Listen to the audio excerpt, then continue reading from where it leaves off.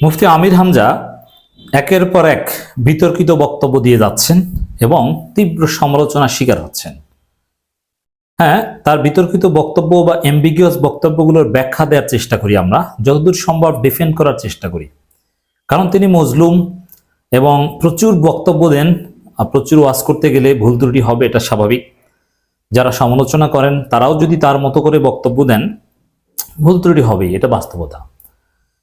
তবে limit cross করলে সমস্যা। কিছু কিছু ক্ষেত্রে কথা বলতে গিয়ে জনাব আমির হামজা লিমিট ক্রস করেছেন, যেটা ক্ষমা চাওয়ার যোগ্য, মানে তাকে ক্ষমা চাইতে হবে। আমরা এরকম একটা বক্তব্য আজকে বিশ্লেষণ করব। রশ্মিকা মন্দানা নিয়ে বক্তব্য এর আগে আপনারা শুনেছেন, সেটা নানান অ্যাঙ্গেল থেকে বিশ্লেষণ করেছি। এবার রংপুরের মানুষকে মফিজ বলেছেন, অনেকটা সেরকম। এটা খুবই আপত্তিকর। এতে রংপুরের মানুষ সহ শিক্ষিত জনগোষ্ঠী, বিশেষ করে তার ঘরানার লোকজনেই, জামাত শিবিরের লোকজনেই খেপেছে। এটা হচ্ছে একটা বিষয়, এটা জামাত শিবিরের জন্য একটা পজিটিভ ডেভেলপমেন্ট। সাধারণত হুজুরদের সমালোচনা প্রতিপক্ষ হুজুররা করে বা প্রতিপক্ষ গ্রুপ করে। যেমন চরমনাইপন্থী হুজুরদের সমালোচনা জামাত শিবিরের লোকজন করে, এবং চরমনাইপন্থী লোকজনদের সমালোচনা আহলে হাদিসের লোকজন করে, আহলে হাদিসের সমালোচনা চরমনাই করে। এর মানে প্রতিপক্ষ যারা তারা করে। কিন্তু আমির হামজার ক্ষেত্রে সাম্প্রতিক যেটা ঘটছে, তিনি নিজ ঘরানার লোকদের মাধ্যমেই সমালোচিত হচ্ছেন, এবং এতটাই সমালোচিত হচ্ছেন যে তার সমস্ত ওয়াজ মাহফিল বাতিলের দাবি করা হচ্ছে, যেটা কোনো ঠুনকো ব্যক্তি করছে না, গুরুত্বপূর্ণ ব্যক্তিবর্গই করছে। এমন এমন ব্যক্তি তার সমস্ত ওয়াজ মাহফিল বাতিল করার দাবি করছেন, যাদের একটা প্রভাব, যাদের বক্তব্যের তাসির, যাদের লেখনির তাসির জামাত ইসলামের উপর রয়েছে, সংগঠনের উপর রয়েছে। অনেক নির্বাহী পরিষদ সদস্য তাদের মাধ্যমে প্রভাবিত হয়ে থাকেন, তাদের বিশ্লেষণ গ্রহণ করে থাকেন। এই পর্যায় থেকে প্রতিক্রিয়া আসছে বা ওয়াজ মাহফিল বাতিল করার কথা আসছে, রেস্ট নেওয়ার পরামর্শ আসছে। দর্শক, একটা বক্তব্যে আগের পরের অংশ শোনার কোনো দরকার নেই। যেখানে আগের পরের অংশ বা সম্পূর্ণ বক্তব্য শোনা প্রয়োজন, সেখানে আমরা শুনি এবং আগের অংশ পরের অংশ রিলেট করে বিশ্লেষণ করি।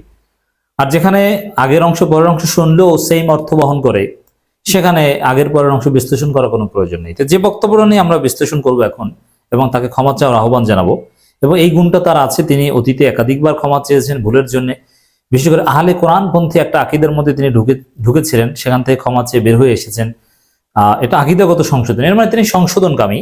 এই জন্য আমরা অলওয়েজ তার পাশে আছি, তার পাশে থাকবো, তাকে ভালোবাসবো, তাকে সমর্থন করব, তাকে সমালোচনা করব সংশোধনের উদ্দেশ্যে।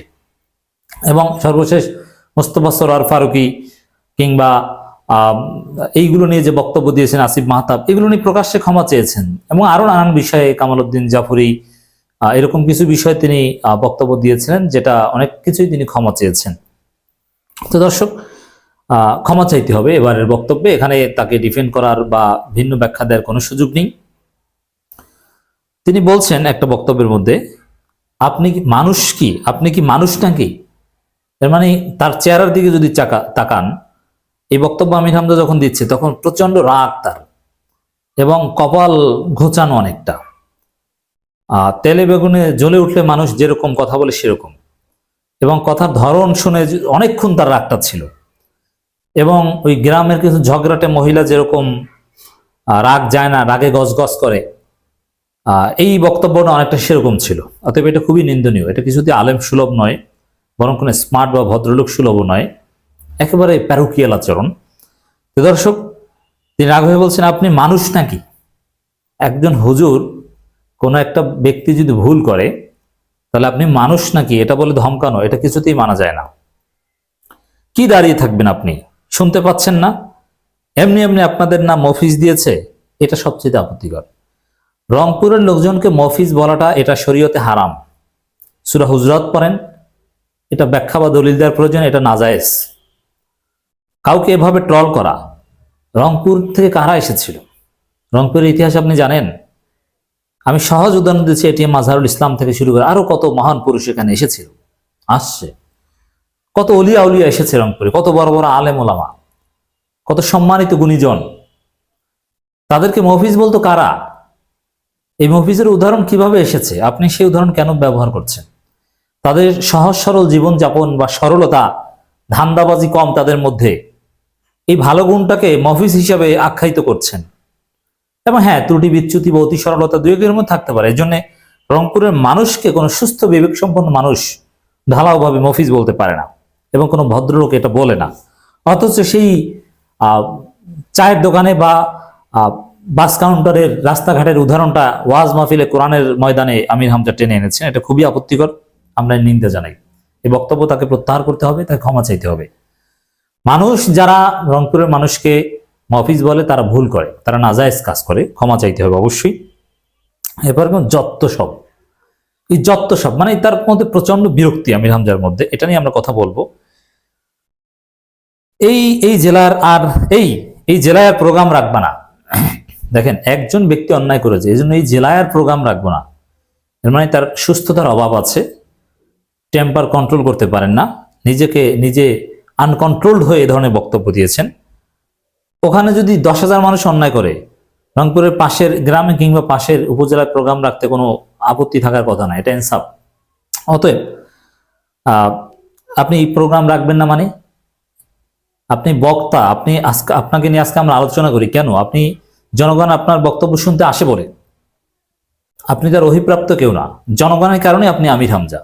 আপনার শ্রোতা না থাকলে আপনি কিচ্ছু না।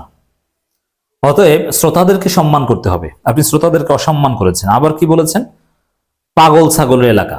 শুধু মফিজ না, রংপুরকে পাগল ছাগল এলাকা বলেছেন, যেটা খুবই আপত্তিকর। কখনোই রংপুর পাগল ছাগল এলাকা নয়, কোন এলাকায় পাগল ছাগল এলাকা নয়। এটা ওই এলাকার লোকজনের অনুভূতিতে আঘাত এনেছে বলে আমি মনে করি, এবং এটা হারাম কথা, হারাম গালি। পাগল ছাগলের এলাকা বলে গালি দেয়া, আমি দায়িত্ব নিয়ে বলছি, যে কোনো মুফতি বলবেন এটা হারাম, নাজায়েজ। একটা জিনিস বুঝাতে 14 জায়গায় ঝামেলা করেছে। আপনি কি দেখবেন? আপনার জন্য সারা জেলা রংপুর বিভাগের বদনাম হচ্ছে না, একজন ব্যক্তির জন্য আপনি সারা রংপুর বিভাগের বদনাম করবেন, এটা আপনি কেমন ইনসাফ? মুখ দেখতে আসছেন, আমাকে দেখার মতো কিছু আছে? 3 বছর জেলে থেকে কি অবস্থা, যত সব। দেখেন, এইখানে আমি যেটা বলবো, যে ব্যক্তিকে কেন্দ্র করে আমির হামজা এই ঘটনা ঘটিয়েছেন, ওই ব্যক্তি কি এমন দোষ করেছে আমি জানি না, আমি যাচাই করতে পারিনি। তবে কথা শুনে যেটা বোঝা যায়, হয়তো বা আমির হামজাকে দেখতে চেয়েছেন, এমন জায়গায় দাঁড়িয়েছেন যাতে তার মুখ দেখা যায়, যে চেহারা দেখে শুনবেন। এটা স্বাভাবিক, যে কোনো শ্রোতার আকাঙ্ক্ষা থাকে। ওয়াজ শুনতে গেলে বক্তার চেহারা যদি না দেখা যায় তাহলে শুনে মজা পাওয়া যায় না, এই জন্য বক্তার চেহারা দেখে শুনবে, এটাই তো বাস্তবতা। এবং এই জন্য কি করা হয়, যে অনেক ক্ষেত্রে মাঠে মানুষ না ধরালে প্রজেক্টর দিয়ে ব্যবস্থা করে দেয়। মাইকও তো দিতে পারে, কিন্তু প্রজেক্টর দেয় কেন? দেখার একটা গুরুত্ব আছে। অতএব দেখবে এবং শুনবে, এটা একেবারে স্বাভাবিক।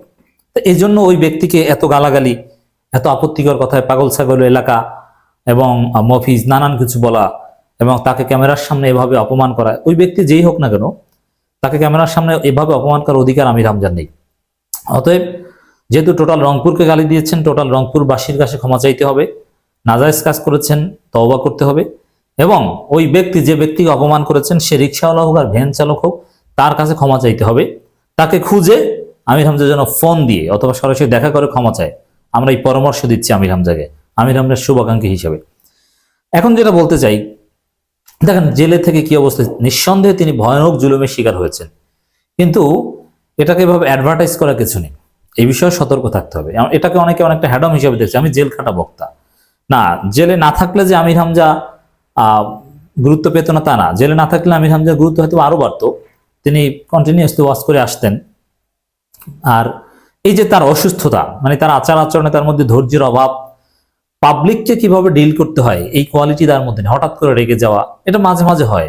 এটা একসময় তার মধ্যে ছিল না, এখন মাঝে মাঝে আমরা দেখি। এটা মূলত এই যে জেল খাটার পরে যে শারীরিক অসুস্থতা, এই অসুস্থতা থেকে, এই যে তার খারাপ ব্যবহার এবং লিমিট ক্রস করা, এগুলো তার শারীরিক অসুস্থতা থেকে উদ্ভূত। জেল খাটার আগে কিন্তু আমরা এই নেগেটিভ বৈশিষ্ট্যগুলো তার মধ্যে দেখিনি। ভুল ত্রুটি ছিল, কিন্তু এই বৈশিষ্ট্যগুলো ছিল না, রাগ এভাবে ছিল না। এই জন্য করণীয় কি?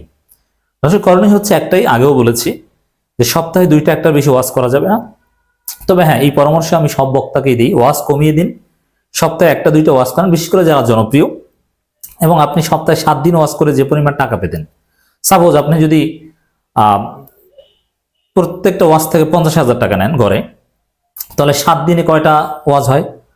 7টা ওয়াজ, 7টা ওয়াজে কয় টাকা হয়? 3,50,000 টাকা। তা আপনি একটা ওয়াজ থেকে 3,50,000 টাকা নেন, 3,50,000 টাকা দিয়ে একটা ওয়াজে আপনাকে নিবে কয়েক জেলা মিলে রাজি হবে, এই ব্যবস্থা আছে। অথবা আপনি দুইটা ওয়াজ করেন, যেখানে আপনি 1.5 লাখ টাকা নিতে পারেন।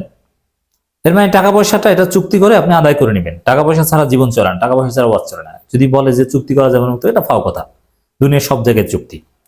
অথবা আপনি টাকা বেশি নেন, ওয়াজ কম করেন, পড়াশোনা করেন এবং নিজের রেস্ট নেন, পরিবারকে সময় দিন, এই ধরনের সমস্যাগুলো সমাধান হয়ে যাবে। এজন্য অ্যাগেইন আমি নসিহত করছি, পরামর্শ দিচ্ছি, সপ্তাহে 1টা কিংবা 2টার বেশি ওয়াজ করবেন না।